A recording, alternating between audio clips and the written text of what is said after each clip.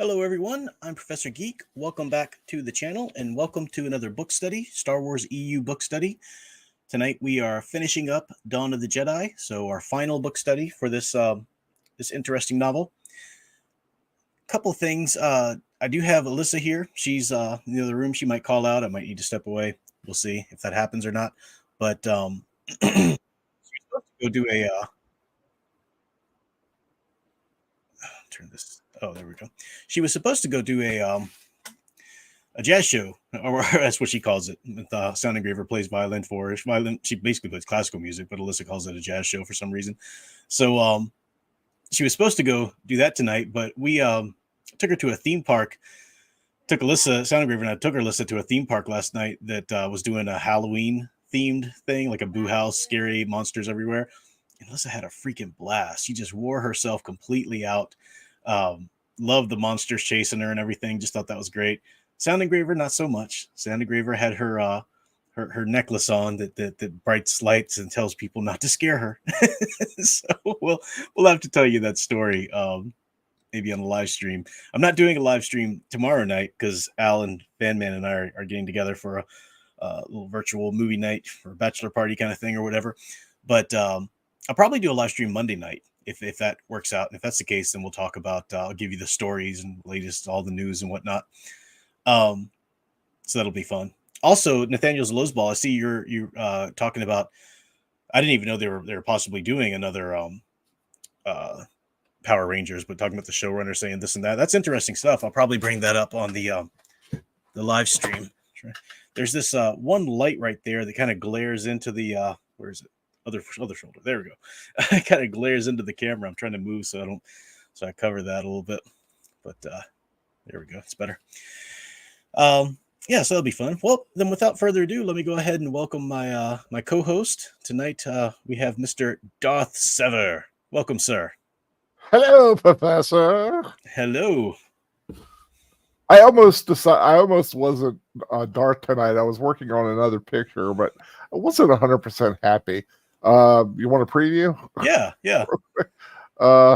Let me bring it up here. It was a little bizarre. Another Star Wars themed? You'll notice when you see it. Okay. Twi'lek Owl. Wow. That's pretty good. Let me make it. Don't too close. It's a little. I think it works. What do you not like about it? I did it like 10 minutes. I literally started at 8. It should be though. It should be Twi'lek. Twi'lek. Instead of Twi'lek. Well, I thought Alsana, but oh, there you go. Yeah, I don't know. Very cool. Let me go back to the try. I don't think Twi'leks can grow facial hair though. I don't remember ever seeing one with facial hair. Maybe a Twi'lek can. A Twi'lek can is a variation of the species. I see. We are a superior species. I see.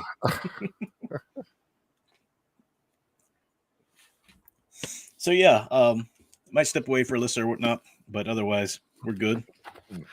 Give you the lowdown in the story Monday night. This might be the last time.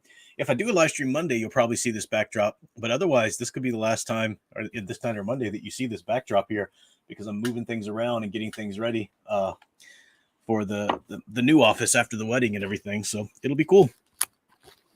Lots of change coming about. You know how much I have trouble with change. I know Al doesn't like change. Although I will say, Modern Family is pretty good. Al was mad because TBS changed from doing Friends reruns all weekdays to Modern Family. He's like, I just can't handle this. Gets into his routine. You still there? Yeah, I'm still here. Okay. I'm looking for a picture from the comic that I'll have to show you guys a little later when it gets to the part in the book study. But no, we're not doing the epilogue thing, right? No thing. No, the epilogue ties. I did listen to it. It was pretty cool. It is cool, yeah. The epilogue ties it to the to To the the comic. comics. Yeah, the comic, which is really good. And there's Now, even was that a pre-book or post-book scene? it overlaps a little bit. I'm sorry, that scene At the very end. that scene was a pre-comic book scene. Pre. I Yeah. thought.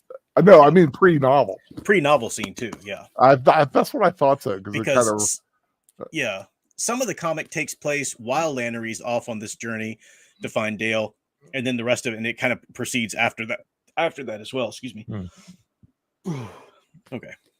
So have something funny for dinner there? No, just the Diet Pepsi. Chugging it right before I went on live. Haven't had dinner yet. All right, so we ended last chapter 16 last week with really cool. We were talking about the really cool structural things that Laban is doing with the flashback and the events of the flashback thematically mirroring the present and what's going on in the present, and talking about when she loses Dale, how she lost Dale in the past, and then the moment she truly loses Dale in the future or in the present is when he shoots her, with the blaster. So that opens up chapter 17 for us, and she's dreaming a bit about Dale, and it's an interesting. It says she dreams that she has no sense that he is teasing her. There's a repulsion between them because she's dreaming that she's chasing him, but there's this repulsion between them. As she moves toward Dale, he moves away from her. Perhaps that repulsion has always been there, even from when they were children. She remembers many times playing together, but now it also seems to her that those times were shadowed by the knowledge of Dale's growing wanderlust and his resentment of his family. And his childhood self was able to ignore these aspects. Her childhood self was able to ignore these aspects of him. She sees his childhood expression with adult eyes and knows what will come. So she's kind of like finally seeing the truth of the past, where we really truly are seeing young Lannery grown up now, and really seeing, Dale's not someone she needs to mourn for. Dale, she lost him long ago. She does come to consciousness though, and Tree is there, and I like that he opens it up. He says, "I feel terrible," the voice said, "but you look worse. Can you open your eyes? Open your eyes, please, Lannery." And we find out that Tree has, along with Ironhulk's help there, has gone to find her. Remember that she went deep into these caves and whatnot, and that's where Dale shot her. And Tree is completely just sick to death, on the Peacemaker with this poisonous, nauseous fumes and stuff from the previous planet. Yeah, and yet go ahead. It really says something about him. It does. What he is putting himself through to help her, especially where they are, because this planet, it's like almost like hot as sunspot. Yeah, it's and this is where these last few chapters we really start to see the character progression solidify and show how this journey has changed, both Lannery and Tree. And Sunspot is this mining planet that they're on. And we find out, I think we found out in last week's chapters, that Maltera, this other planet next to it, every so often their orbits, Maltera comes really close to Sunspot. So close, in fact, you can't even really be on the surface. The miners kind of leave for a little bit, then they come back and fix whatever was broken or whatever. But Maltera is coming. Its orbit is coming close to Sunspot again. And Tree risks that. He goes out and gets her, brings her back to the ship. And he's saying, Ironhulks wouldn't, the Ironhulks, your droid, wouldn't stand for me leaving you or whatever. But she thinks, whose choice was it to come? She thought, but she knew right away. However much personality she projected onto Ironhulks, it was still just a droid. It would have taken a person to make the decision to venture out into this heat and chaos. Tree had come for her. And it's got an ellipses, and she had no idea how long it had been. And remember, her perceptions of Tree have been going on a little progression of their own. He's mysterious to her. He's closed off in the Force to her. She can't probe his mind, and that makes her very interested in wanting to know. And then one day he finally opens up and gives his past to her, and then immediately she's just like, well, I know you. I'm better than you. Whatever, go over there. Like your mystery's gone. I'm not interested in you anymore. And yet now it's almost like his capacity for redemption or his capacity for actual selfless good is something that intrigues her even more than the mystery had been before. And you can see possibly what, how wounded her brother had made her in the past. The idea that she was so betrayed by someone who should have this sort of filial love for her, or familial love for her, is suddenly just not interested in her at all, willing to sell her out, even her very life. So you see Tree kind of redeeming that a little bit, which is interesting. Yeah, redeeming himself. Of course, I think at this point you can only say he is redeemed. He's kind of, Yeah. he is probably the best he has been Mm-hmm. in his adult life, and of course, I think her seeing that is kind of helping her, Yeah. realize a few things too. But I'm sure you're about to mention the big hole in her chest. Yeah, because Dale did just shoot her with a blaster, and Tree's like, "How are you even alive?" They get on the ship, and Lannery was that she was able to deflect some of it with the Force. Yeah, at the last moment, she deflected some of the Force, but there's still this gaping wound in her chest. Yeah. On the ship, she tells Tree, "Take my hand," she said, speaking, sent pain lancing through her. He did so, breathing heavily.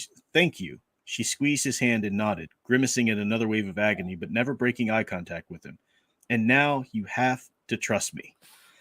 So then she has him pull out her experiment. Remember this Jedi alchemy experiment that she's been doing, and this is really freaky and really disgusting. I'm going to read, once she opens the box, I'm going to read what's in there. Yeah. Al was messaging out, and he's like, "That is so freaky." She lifted the cover, and the flesh throbbed. Blood dribbled from imperfect yet adequate veins. Vestigial limbs waved weakly and without purpose. At one edge, a blind eye opened, pupil milky white. Even if it did see, there was no mind to understand. The iris had her coloring because it was part of her. The life that animated this flesh was formed by Lannery and drawn from the Force. Over time, she had molded the single collection of cells taken from her own arm, a splash of blood and marrow, into this, an object with a form of life that was all her own. Its movements still troubled her, as did its partial familiarity. But where there was no brain, there was no mind, and without a mind, it was meat. That was all, living, pulsing, replicating meat. She continued to tell herself that, even as she wondered whether it felt pain. It kind of reminds me of Basket Case. Do you ever see that cheesy horror film back in the day? No. Oh. Yeah, it's this blob of flesh with, like, there's one eye somewhere. Like, it doesnit doesn't even resemble a body. It's not even like humanoid in form, but it's just these weird limbs popping out. It's just this mound of flesh. And it really is kind of an interesting way for a and I don't know what Laban's thoughts are about this, but I'm just saying this is one way that you can recontextualize a real life issue into fiction like this. It's almost something like stem cell research or something like that, Right. Yeah. And the story doesn't come down one way or the other on it. And like I said, I have no idea Laban's own thinking on it, but it's a really cool way to really kind of put something out there in a recontextualized way to think about it. Because this is really, she's trying to tell herself, no, it can't feel pain. It's not real. It's just the life is just my life that's in it. No, it's not anything on its own. Well, it's not so much that I can't feel. Well, like I said, there's no mind, there's no brain. Mm-hmm. So there is no thought. There would be no.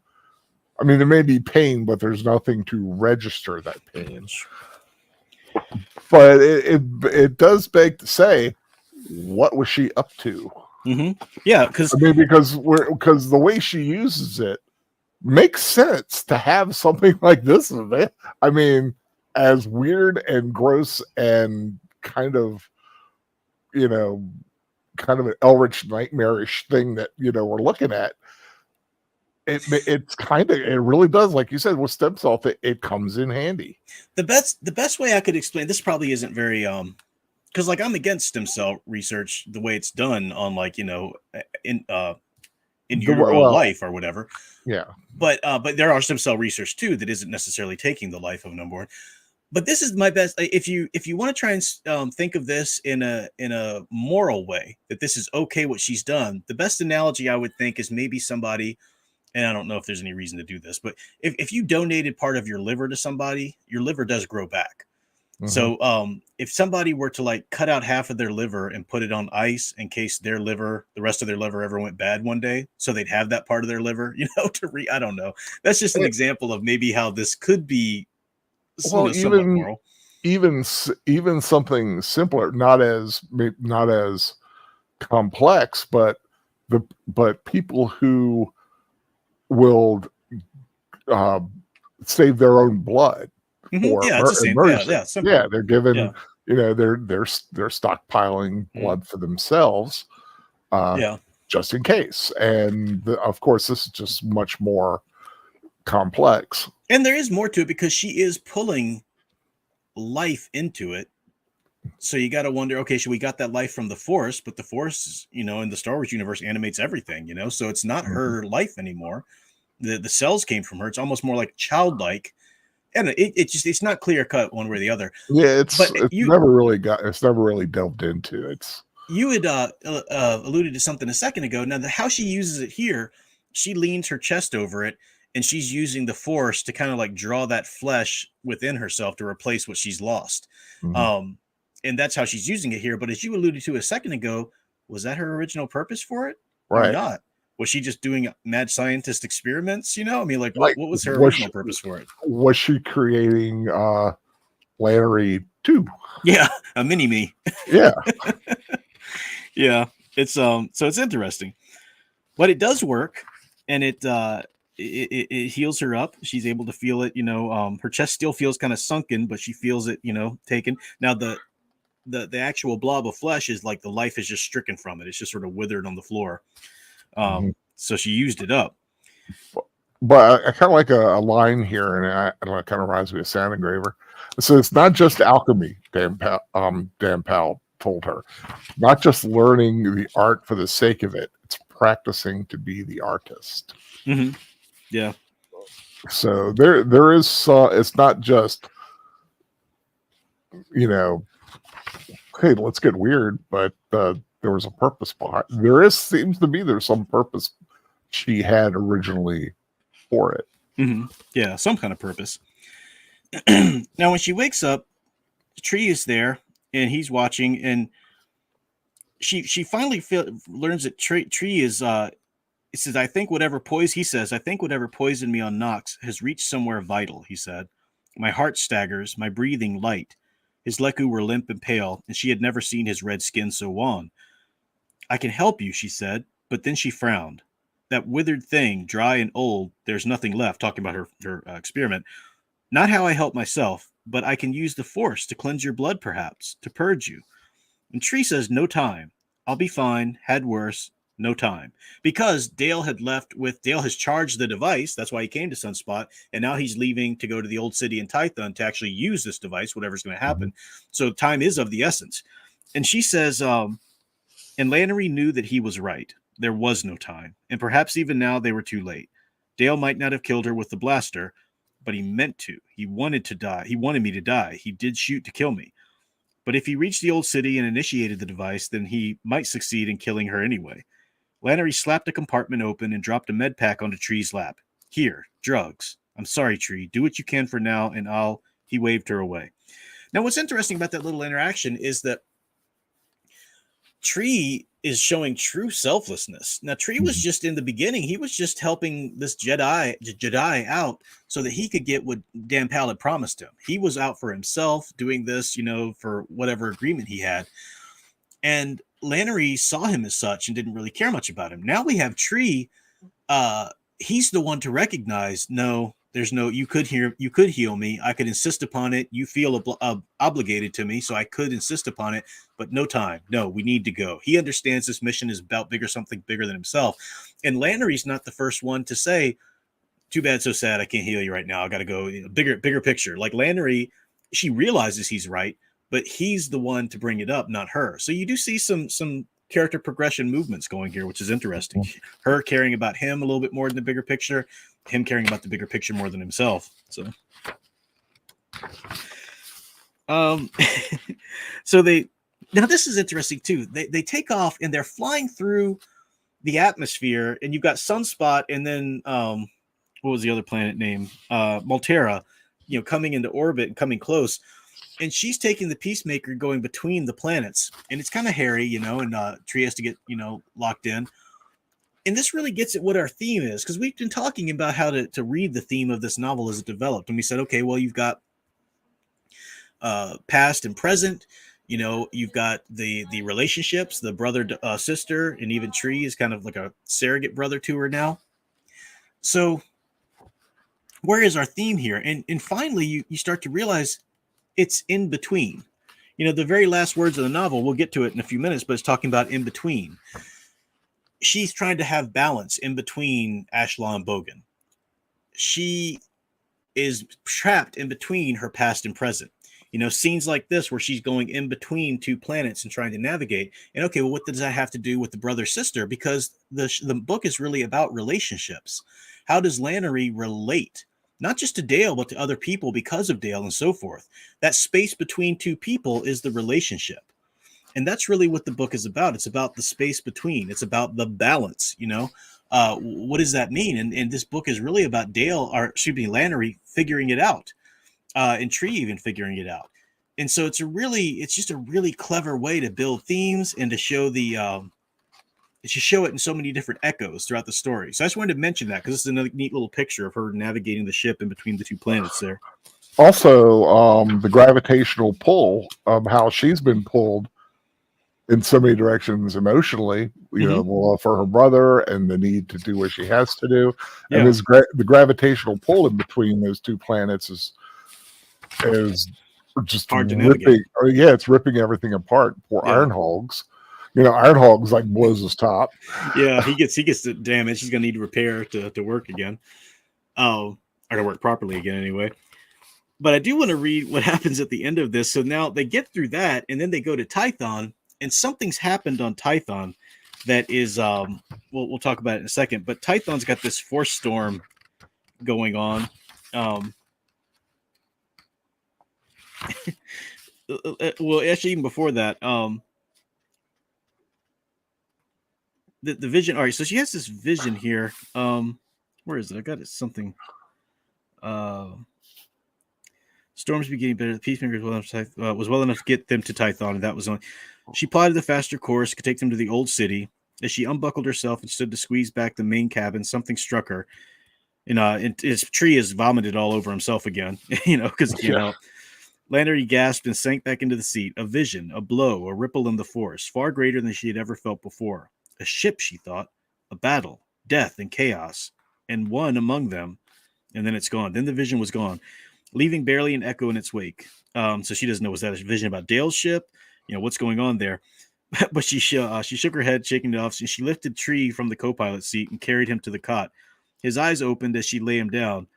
Half a day and we'll be entering Tython's atmosphere, she said. Just blast me out into space. I'll feel better that way, he said slowly and squinted at Lannery. How do you feel? How do I look? Covered in vomit. That's how I feel. I just like that dialogue, you know.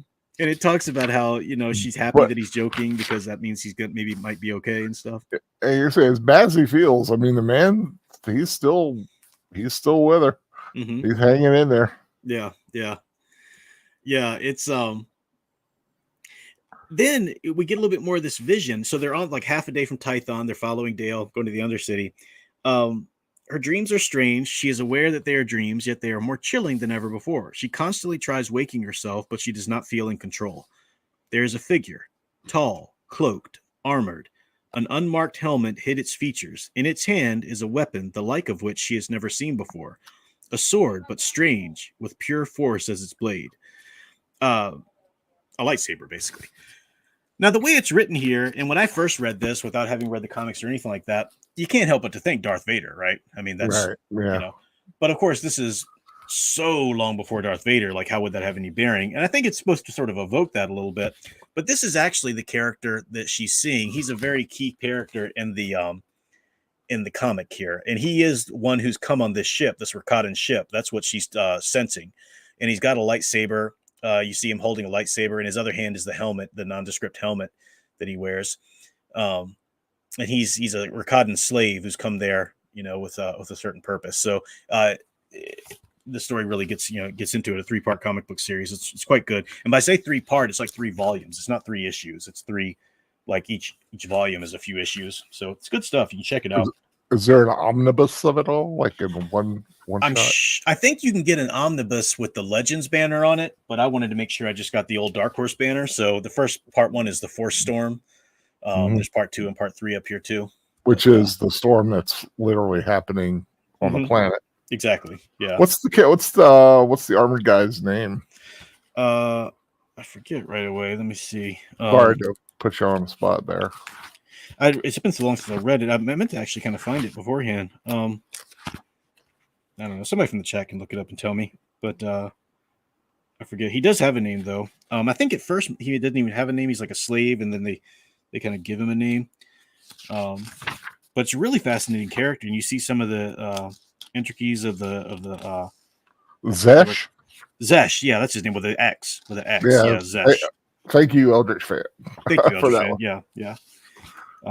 Really cool. There's also a Rancor in this book who's been genetically altered to have wings. So a flying Rancor named Butch. Her name is Butch. It's Butch. Yeah. Is it like BUCH? Yeah, BUTCH. It's spelled. Oh, okay. It's spelled exactly the way Butch would be spelled. Yeah. It's pretty fun. So I recommend those. But that's what she's saying. It's just kind of a way to link the two, let you know what's going on there. Then we move into chapter 18. Okay, so now they're actually descending into Tython's atmosphere.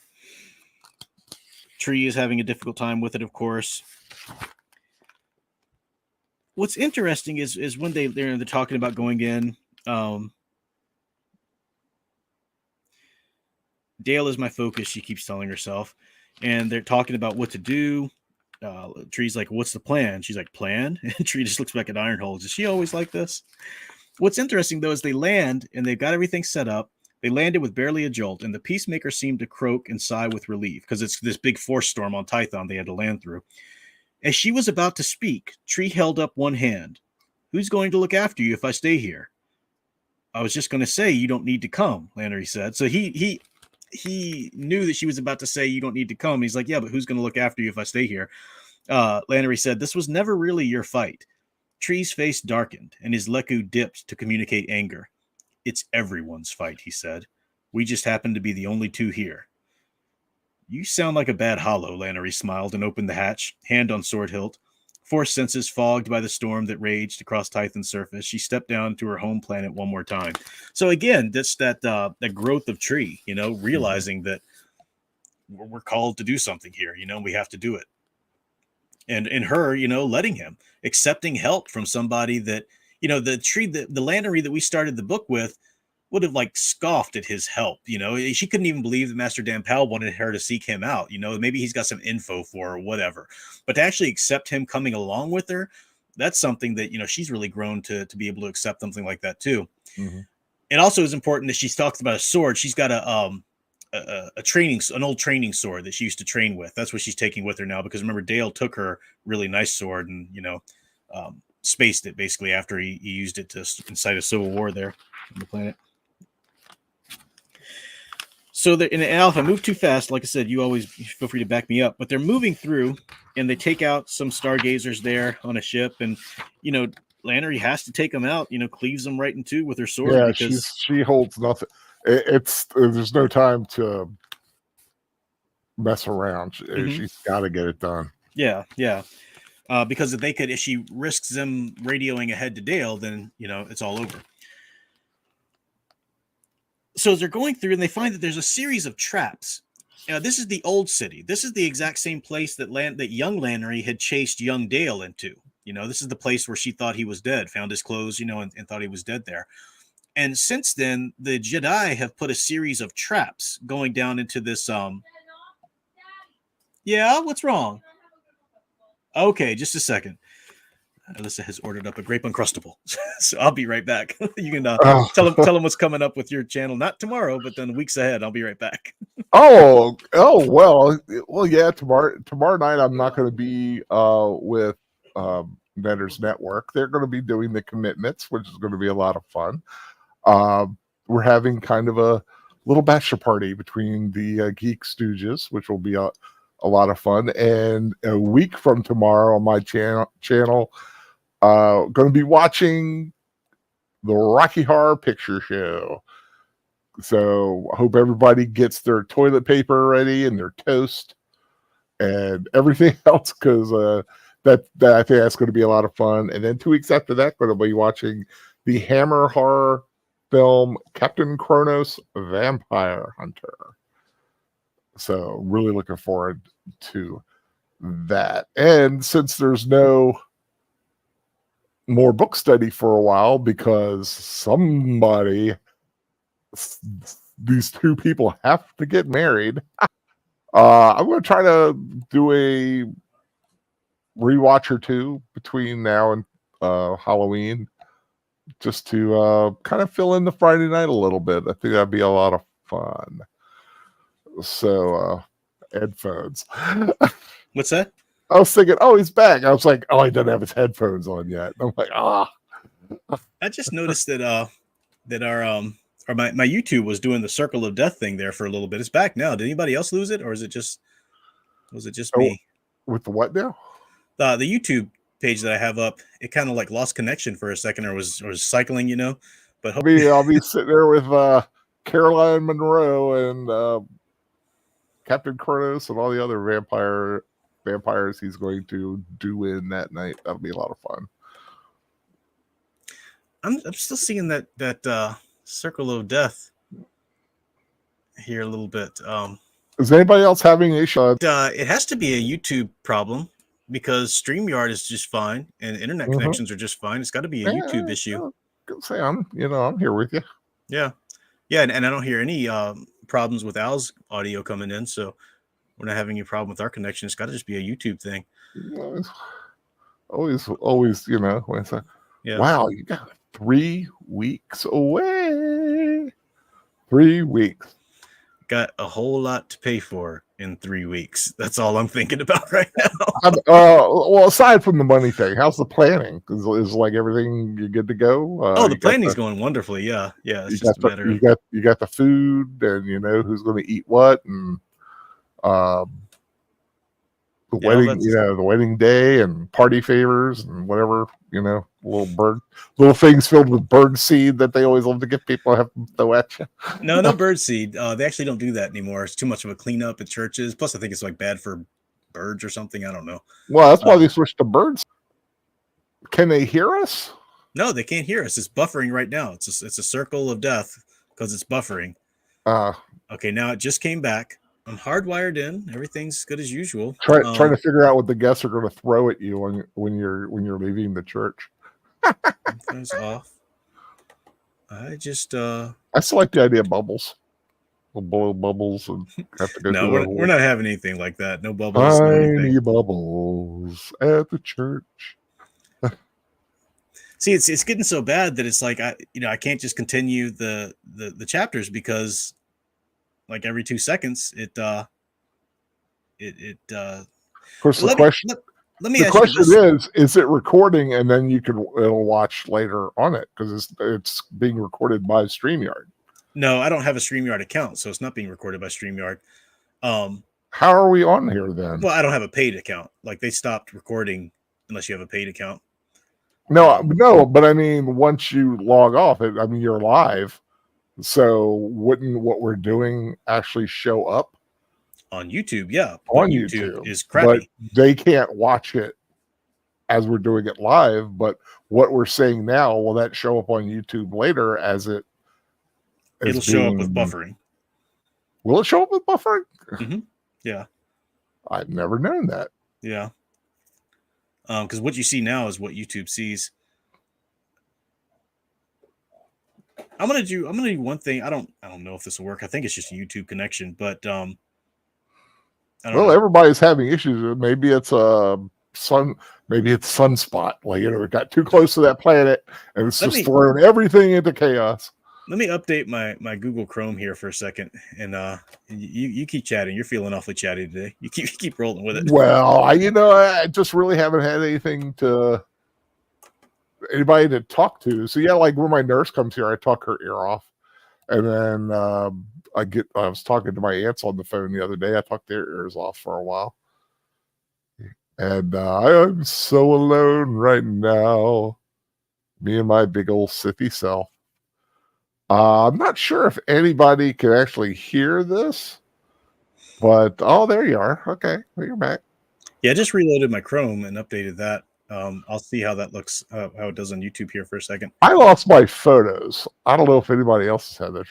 Now, I mean, I still have my pictures, but my photo app, the one that like comes with Microsoft, the main photo thing. Oh, really? Viewer, yeah, it's gone. It just like stopped working, and it won't. I Huh. won't let me reload it. I mean, I still got Paint and snipping tool and things like that. I can still see stuff, but That's good. I lost the photo viewer. I don't know what's going on. Well, so far, now that I'm back, I haven't seen It's the Circle working. of Death anymore. It's working. Updates are good. So it might Yep. just been that I needed to reload my Chrome to update it. So I think that's good. Let me tell Sound Engraver. Oops. If you guys see the circle screen of death, let me know. I'll stop when I see it. But I think we should be good to go ahead and try to finish out the chapters now. So we'll see if that was it. Okie dokie. Hopefully you guys heard the first bit of the chapters. It wasn't so bad, as bad as it was there. But Well, I think everything went awry when you left. that's when I noticed it anyway. Yeah, that's true. Yeah, I think we've heard everything since then. Good. Cathar Stargazer woman has been sliced into several parts. She is really efficient, isn't she? she's pretty wicked with that sword. Now they're going through the levels and they're avoiding these traps. They see some of them are the traps that the Stargazers themselves had set off, but some of the traps still have issues. Some of the Stargazers are left behind to try and attack them. And I want to read this part here. The laser trap had been set across a wide tunnel, and smoke was still rising from the heavy object that had been using to spring it. The rock had been neatly sliced in two, severed parts glowing. They can't be more than 100 steps ahead, she thought. And as she concentrated on running quietly, shielding her mind and readying herself for what was to come, she saw a flurry of movement on her left. "Lannery!" Tree shouted behind her, and he pushed her forward. Maybe he tripped, shoving her as he fell, or perhaps he did so on purpose. And these blasters shoot off, and what you find out has happened is that Tree has been shot up pretty bad, actually. And he saved her. He did it he jumped in the way of these lasers to push her ahead and save her. And she has to kind of come to terms with that. And I like the way it's written. It's maybe he tripped, shoving her as he fell, or perhaps he did so on purpose. It's like almost even the narration is saying she's not somebody who can willingly accept that he just gave his life for her. She takes care of the guys there, but Tree did not need telling because he was dead. One blast had struck him high on the side of his neck, scorching across the back of his skull. He had fallen onto his front, arms still outstretched. "Oh, Tree," Lannery whispered, because she didn't know what else to say. She dashed to his side, ready to snatch up his blaster and run on. A bubble of blood formed at his nose. She touched his hand, his wrist, and felt a weak pulse fluttering like a bird in a trap. The wound looked bad, yet still he breathed. But Lannery knew there was no time. "I'm sorry," she said, and she left Tree in the dark and ran on. Her only comfort was in knowing that were he conscious, he would understand. As she had been the first time in the depths of the old city, she was now alone. So, leaving Tree there for death. I wanted to slap Tim Lamont so much. The way he pulled that. He is dead. No, wait, he's got a pulse. Oh, but yeah, she's leaving him for dead now, so Oh God. little Tree, poor little Tree. And you don't know what's up. I mean, is there any way he can survive? He's poisoned. The poison has reached his vitals. He's now been shot in the head with a freaking blaster. And still he breathes. He's unkillable. Any little breath in there is just about to, fade away, So, but, she knows he would say go, because as they said, if you don't stop Dale, we're all dead anyway, So she plows on ahead. Eventually, she does find Dale. And I don't have a lot to read in the way of like quotes from this. I think it's really interesting the way they fight, because he's there and he almost doesn't even seem shocked that she's still alive, you know? Like Dale is just totally unflappable. But he's about to he's a ways away from her and he can engage this device before she could get to him. But she does one thing. It's one thing, it's this risk she takes. She pushes memories. First, she pushes memories into his mind of their happiness in the childhood, like moments that they were happy together as kids. She pushes those into his mind. She pushes them so strongly into his mind that it kind of takes him aback for a second. And then she switches. After showing him that happiness, she pushes all of the death and destruction that she has seen over the last few days because of him and his stargazers, showing like the family suffering, the death and pushes those all into his mind. And he's taken aback by that. Now, what's interesting about this is she's gone the whole book trying to peek into other people's minds, read what's into others' mind, pull from other people's minds. That's what she's been about, trying to mess with what's in their minds, pull it out, read it, know it. But here she's giving to somebody else's mind, which again is that, sort of that space between relationship, giving and taking. Now she's doing it to just throw him off guard, and it works. And it kind of jolts him back quite a bit. Now, eventually he sort of regains composure, and he's of course livid because she's messed with his head, and he hates that. So they have this really engaged battle. He's using all of his martial arts, that he's learned and stuff like that. And it's a pretty wicked battle. He does, I think, does he shoot her? I think he shoots her in the hand, so she can only use her sword one-handed. And he keeps trying. He jumps on her chest and he's just beating her and stuff like that. And she's trying to use the force, but she's still obviously pretty weak from having a blaster shot in her chest and recently taken care of and whatnot. So before I go any farther there, did you have any other thoughts about how that went down? The idea of the thoughts and stuff. I thought that was a really kind of poetic move on the writer's thought part. I think it was a good move on her. Definitely something she's used to, like putting, delving into his mind. So she's playing to her strength. Yeah. But I mean, yeah. But it's only going to work if he hasn't become a full-on psychopath. Mm-hmm. Yeah. And yeah, when you're a sociopath, who cares about other people's suffering? I'm the only one that matters. Yeah. I mean, he could enjoy it. Woo! Thanks for the view. Mm-hmm. Yeah. Now, there's at one point in that he delves for the machine to switch it on, because the machine will render her force powerless, and plus it'll engage whatever dark matter or whatever's going to happen is going to happen. He's hoping that it'll power up the hypergaze, what he's hoping. And she arcs her sword, a certain way, but he dodges, and we get this moment where these movements are happening. She closed her eyes at just the last moment and felt the sickening, familiar sensation of sword parting flesh. Something moved and hit the ground, and Lannery had to look. Dale's right arm lay severed beside the device, fingers still splayed. The blade was buried deep in the side of his head. So she must have gone like up with it, cut his shoulder off, and then had it buried up in the side of his head.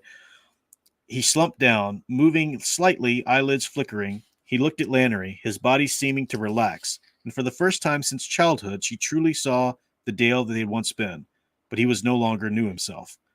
Dale's eyes flooded red, blood ran from his ears and nose, and then he was still.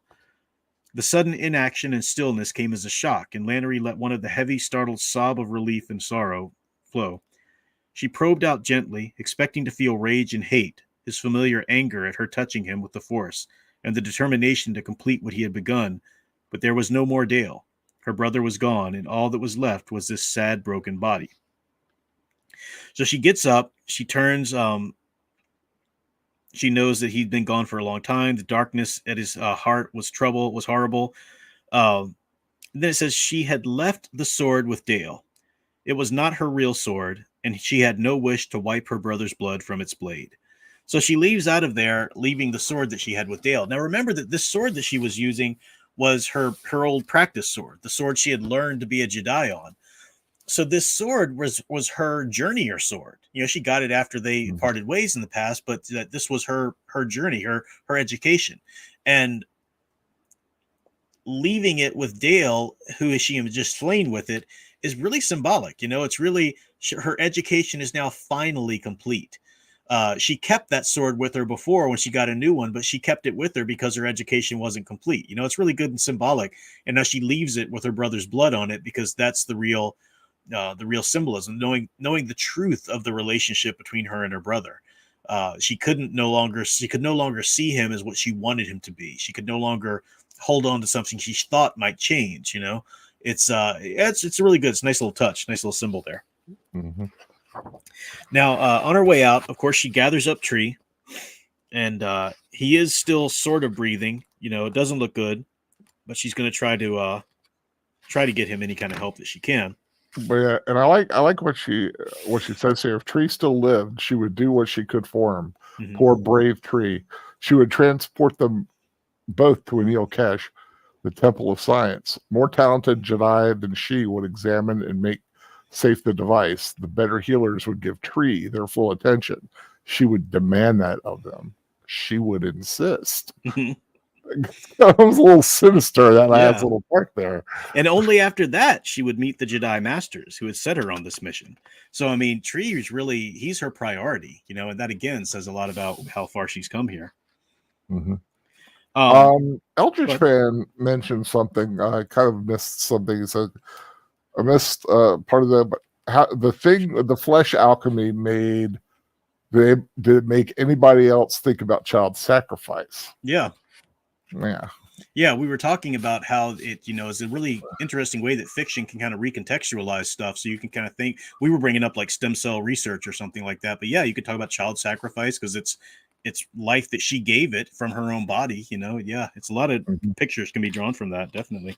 And also, Eldritch fan says, anticlimactic last fight. Dale didn't stand a chance. You know, I know, and I've seen you comment on that a couple times, Eldritch fan. I totally get that. I wouldn't argue with you. I don't really.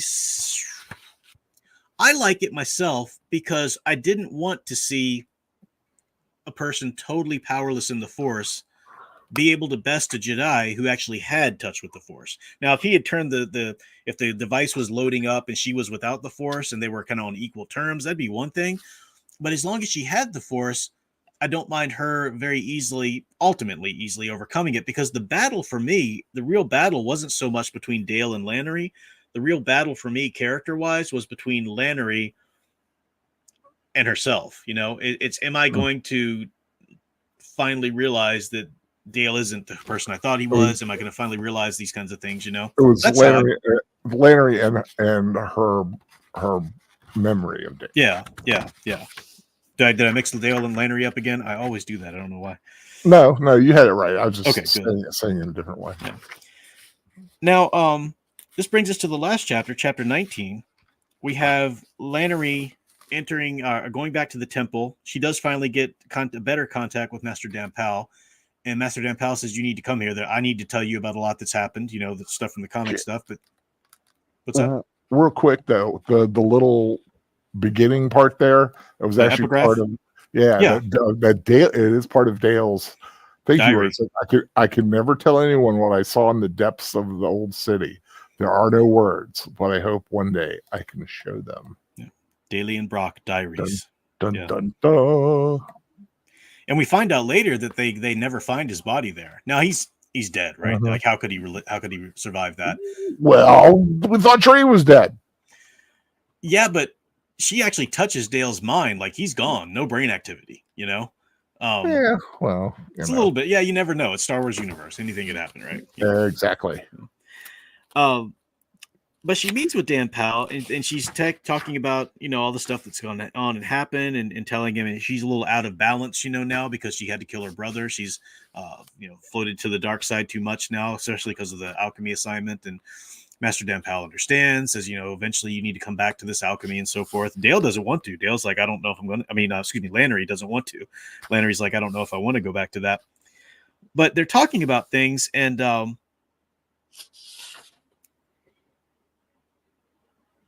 Bad things, Dampel said. When the story was almost over, such bad things. I hope Trisana can be saved, because Tree is off with the healers now.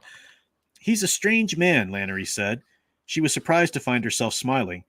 So hard when I met him. Harsh, selfish. He had troublesome views, and he even told me some of the things he'd done. Not the worst things, I'm sure, but he was very open about his past. Some would have called him wicked, or even evil, but he helped me several times, and I saw the better man inside.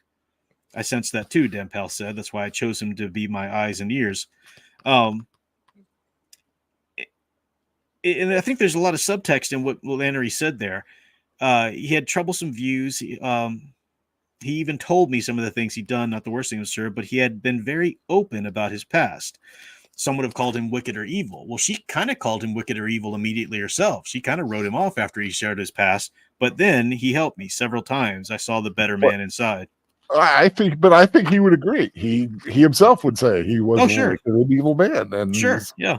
He's trying to change. Mm-hmm. Yeah, I just mean like for Lannery's progression to move from that, onto the I think just seeing the better man inside of him is a big deal for her. Yeah, exactly, and it's a good lesson to learn. Is like no matter someone's past, you can. I don't know about making an amend or anything, but a person can change. Yeah, you don't have to. If you were evil, doesn't mean you're always going to be evil. Yeah, yeah. She continues to get some information from Dampel, but there's one thing she needs to do. She asked Dampel, Master, where did the information about Dale, the Stargazers, and their device come from? Dampel nodded as if affirming something to herself. It's Calamar you need to visit. Yes, Lannery said. Calamar. She held up her glass for one more drink. All right, so Calamar is the place where they met Kara. That's the first place she met Tree, right? The place they gathered all these info and everything. So they go back to Calamar and they're looking. Kara is long gone. Her apartment's even abandoned. All of the Stargazers are left, and we find that Lannery starts to think she left. She leaves Calamar finally go back to her parents on Tython. She thought of iron hulks being repaired. They were the machines, and there were the masters, the tools that function and react, and the programmers who use them for their own ends. She suspected that Dale had been a machine, a tool, and that Kara and her missing comrades were the real masters. Perhaps Dale had been moving too slowly with his schemes, and his masters had wanted to encourage him to speed up. And that was what better way to send than to set a Jedi on his trail. Lannery did not like the feeling of being used, and yet it was something that haunted her. But now Tython was her destination once more. Her parents awaited, and it was time for their daughter to come home. That's a loaded statement right there, because her daughter never truly came home even after the journey. Even after Dale was thought dead as a child, she came, but she was just itching to go back on the journey alone, and she wanted to be alone. No attachments, no people to have to relate to, because she didn't like that space between. She wanted to be out of there. She wanted to go as a peacemaker to be a ranger, so that she could be out there and not have to talk to people on Tython, just be out in the depths of space. That's where she wanted to be. And now her daughter's coming home. After the second remembrance service for Dale, this is because the first one was held when he was young, she would stay for a while. She would wander the grassy plains around Bodhi Temple alone, perhaps swim in the river and watch the weave birds making nests. And when the darkness fell, she would lie back and contemplate Ashla and Bogan and her place of balance between them.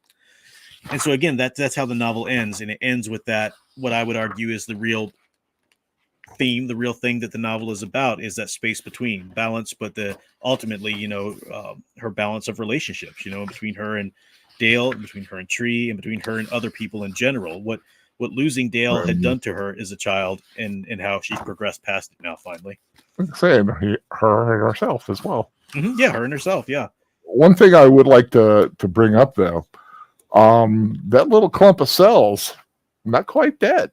Yeah, it did have a little bit of pulse. She found out a little spark there that maybe a little force squeezing might revive a little bit more of that. So it's just so interesting to think about where they could have developed this era, or where they could have taken even this story. What else we could have had, because Lannery doesn't show up in the comics section, because that's a different story that takes place while she's off doing her own thing, So what else could we have, had from this? How could we have revisited it? How could we have continued to progress this idea of the old Jedi, ultimately moving into the Jedi as we know them? Because you got the Rakatan Empire. That's the people. That's the ship that comes there. So this closed off Tython system is they don't have gate technology to go to other systems. They're just stuck in their own little system there. But they actually get the visitor from outside. That's the Rakatan ship that comes and is what Master Dan Powell needs to tell her about on Tython. And the Rakatans, of course, are the enemies from the Knights of the Old Republic era. Are the ancient enemies, that they find out about, who are total dark side. At least eventually became total dark side users, with the Star Forge and so forth. And here they are with their slaves and whatnot, wanting to conquer what they find here in Tython. So it's it's really cool how they could have, ways they could have evolved this. But again, we'll never know. Thanks, Disney. So you mean you don't like Disney Star Wars? Shocking. Yeah, Darth Enigma says somehow Palpatine returned. Yes, it's Star Wars. Anything's possible. Eldritch fan says sort of like for him to come back as some kind of walking corpse, full on unmanned, possessed by the presence in the chasm. That's interesting. Yeah, interesting. Oh yeah, that's definitely something that could be a tool of the chasm presence. Yeah, that chasm. There's a lot more to investigate there. That was such a cool concept that we didn't get enough of in this era yet. Definitely. Yeah. Nathaniel Loseball says, it's a shame that we never see if the gate worked, or if Kara and the rest of the elites were the stargazers. They could have made interesting villains or antagonists. Yeah, I really think that Laban had other books planned for this story, even because that's one of the things Landery says to Dan Powell. She says, was the gate real? Is there actually a way off? And Dan Powell has to say, we don't know. It doesn't even matter. If that device, the dark matter, would have killed us anyway, so it doesn't. But that's kind of what the Jedi would say. So there's a lot of loose ends that could be developed into other stories. Definitely. Yeah.